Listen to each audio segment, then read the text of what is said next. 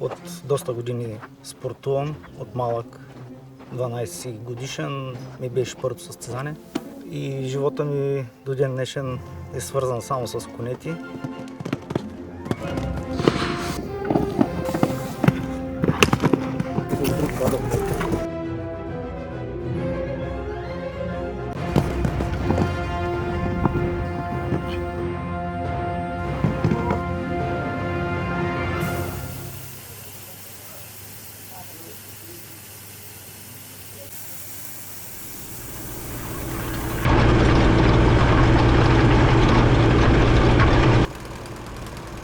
Бях известно време в Германия, 15 години.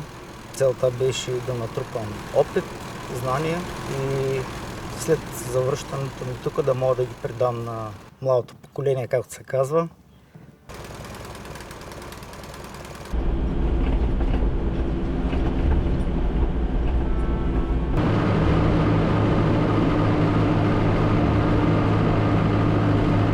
Съпоставката в Германия и тук при нас в България са точно 3 бази, които отговарят на стандартите. Едната тук при нас, село Царацово.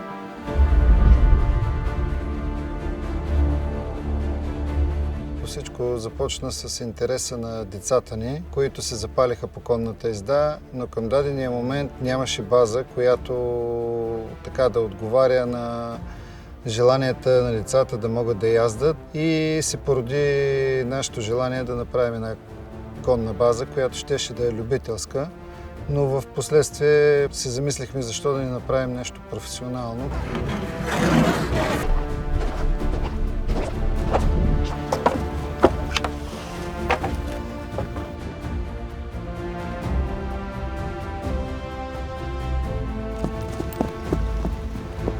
Започнахме да се интересуваме какви са размерите на манежи, какво трябва да направим, за да отговаря на европейски изисквания, за да може да се правят и състезания от по-висок ранг.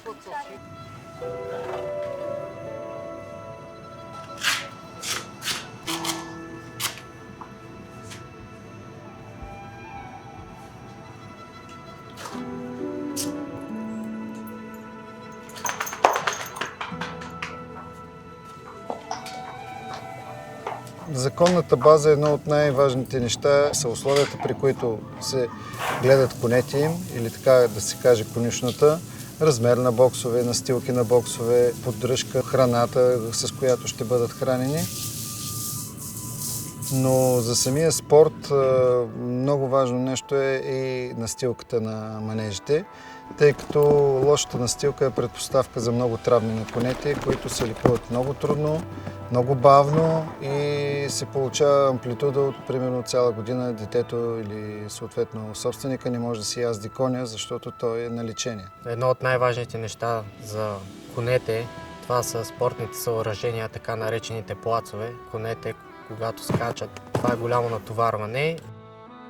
Направата на тази настилка се оказа не много лесна задача, тъй като тук трябва да се съчетае твърдост на настилката, за да може при отскачане коня да има нужната твърдост на задните крака, мекота на настилката да поеме приземяването на предните крака. Трябва да бъде пясък, който задължително да няма грам глина, за да може да има хубава пропускливост на водата и същевременно трябва да има структура, която да може да позволи добро слепене с парцалите. Разбрахме, че трябва да работим с хубав кварцов пясък, с доказани качества. Дори при нас се получи и фалстарт. Направихме манежа един път с кварцов пясък, който не беше подходящ и това доведе до налагането на отнемането на тази настилка и полагането на нова, което така ни излезна доста скъпичко, но пък се научихме как трябва да се прави и в последствие направихме плаца с текстил и фибри от Германия и с кварцов пясък от Каолин. Така постигнахме плац, който мога да кажа, че е с качествата на топ плацовете в световен мащаб.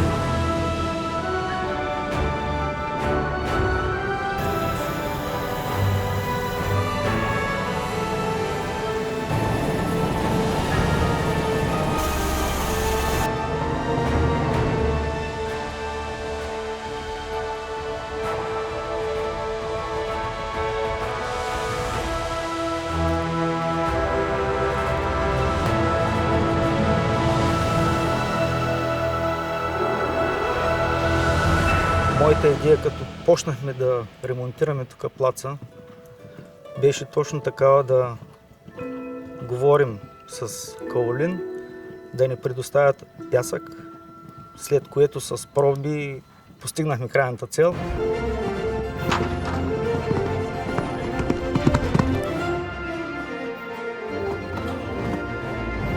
Настилката позволява, освен добрите условия за скачане, добрите условия за самия спорт, тя позволява и да се насладиш на самия спорт. Защото в България има все още много бази, останали от бившите държавни бази, които никой не ги поддържа. Настилките са стари и съответно се получава, че когато изпратите детето си на езда, то се връща цялото опрашено.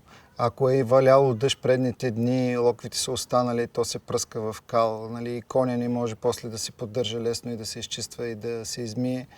И така да се каже, винаги интереса идва и с по-добрите условия. Тръс! О, Боже, отваряй да го опира още, точно така. Преди години бяха други условията. Сега са много по-качествени, по-хубави плацови. Сега, например, като този плац, ние само сме гледали, даже и на картинка не сме гледали такива плацови и такива условия. Друго е, по-меко е. Нали? И при това голямо натоварение, тази голяма тежест отгоре-долу, то се отразява. Някак не се отразява. Ето сега отидахме в Албена скачахме на трева. Нали? Там условията са други.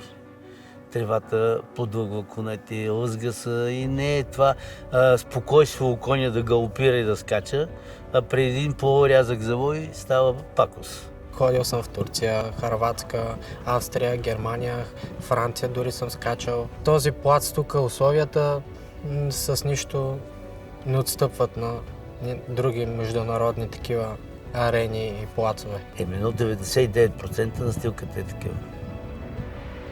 За Германия говоря. Нали, ето сега бехме в Турция, същата работа. Такъв е плаца беше като нас, същата настилка, който все пак предпазва. Нали. Все пак е меко, даже и някои ги ковехме с четирите крака, сега само предните, даже някои не куват и предните крака, защото е меко и е приятно за коня. 3 години подред провеждаме международно състезание в България по прескачане на препятствия тук.